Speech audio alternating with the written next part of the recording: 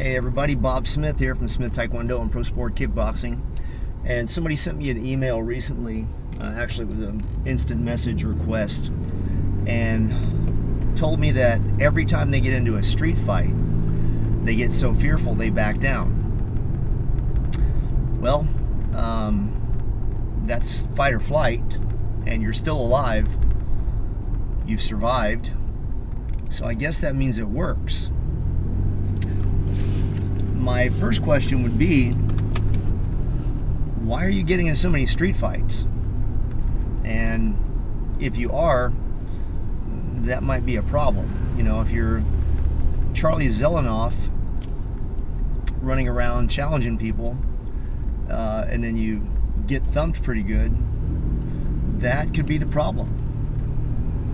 But I doubt that's what it is. I think you just mean that anytime you're in a confrontation. I think that more than likely what you mean is that anytime you're in a confrontation, the nerves kick in, the adrenaline kicks in, and your body starts doing what the human body does. You know, it starts pumping all the blood out of the stomach, all the blood into the liver, the other vital organs, all your senses get extremely sensitive. The liver starts creating all the fats into sugars for fuel so you can fight. The muscles, the lungs start opening up, and your body takes in a lot more oxygen. And I could go on and on about the sympathetic nervous system or the parasympathetic nervous system, but I don't think that's the answer you're looking for. I think you just want to know, how do you face that? And you know, some people are brought up in that environment, and in the long run it's never going to pay off for them. You know, the kids that, you know, a lot of kids are raised to just fight, just scrap. In Hawaii they call it just scrap, or lick'em, or beef. And they're taught that that's how they get respect, and it's been that way for generations here. But the aspect itself is escalating. So now we have kids who are using knives. There's a lot of murders in Hawaii. Local kids, a lot of them want to be like mainland gangbangers. And,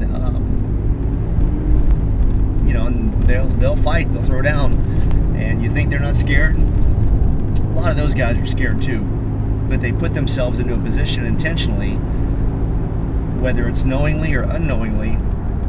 They'll put themselves into a position that they can't necessarily get out of. So they commit themselves to a fight and put themselves in that position. They end up more or less having to bang it out, fight it out. Now for me personally, sparring has always been my best tool.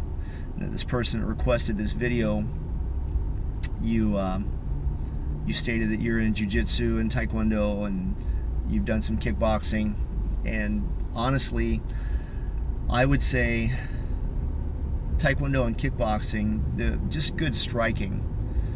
I don't care where you go, it's not Muay Thai, it's not anything else. They tell you you're going to learn to kick.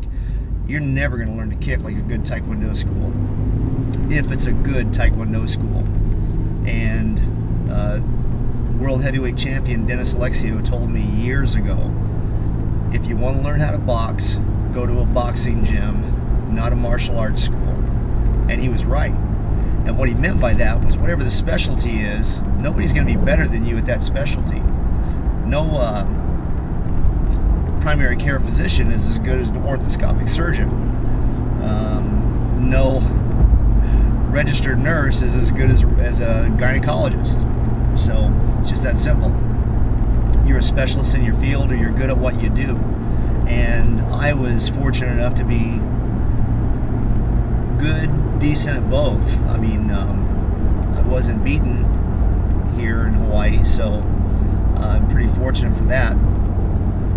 But sparring was always my key, and sparring is what built up my confidence. And I sparred back when I had a lot of black belts who would assist. And that's part of being a black belt. You know, that's part of what you're supposed to do. Your responsibility is you give back. But it was always the sparring that built up my confidence, so I wasn't afraid of anybody. Now it also helped quite a bit that I was one of Dennis Alexio's main sparring partners, and took beatings for him for 15, almost 20 years. And he would hit me with some shots that he would try to knock me into next week. And I would still stand there and take them. And when we were done, it was never pleasant. I was always sore, I was always in pain. But what I realized was, this is the heavyweight champion of the world, and at the time I was fighting at 160 pounds, so I was pretty lean. And he was 230 pounds of solid muscle, powerful boxer and kicker. And if I could take his shots, what would somebody my own size be able to do to me? Nothing. It's a joke.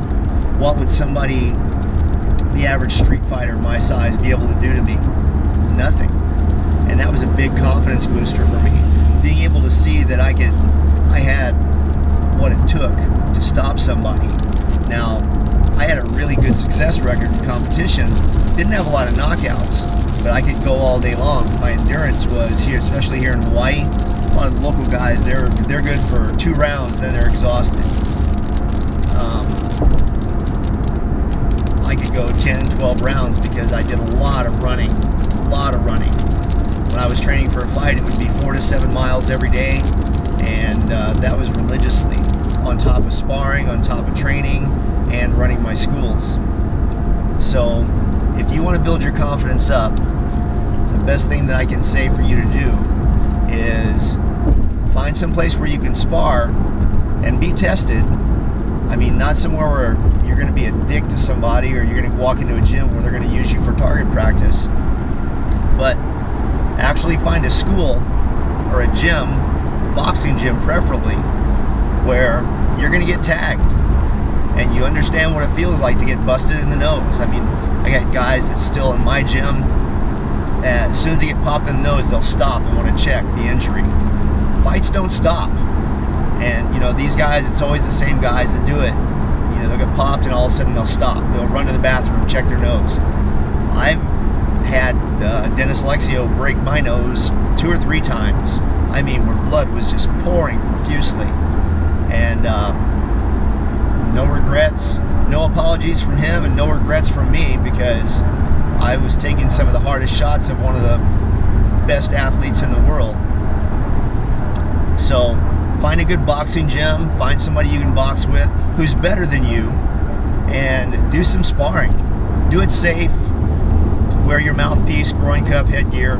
Don't go out there and just start sparring with MMA gloves and doing backyard banging and brawling. But if you want my suggestions on how to overcome it, that's how I overcame it. Now, that fear is always going to be there. You're always going to be nervous because that's just how you're made up. Your body is made up. You can't change that. That's God's plan, blueprint for your DNA. But you can learn to control it, and that's what I think you're looking for. So anyway, hey, this is Bob Smith. Blood makes you related, loyalty makes you family. Hope this gave you some insight. Out.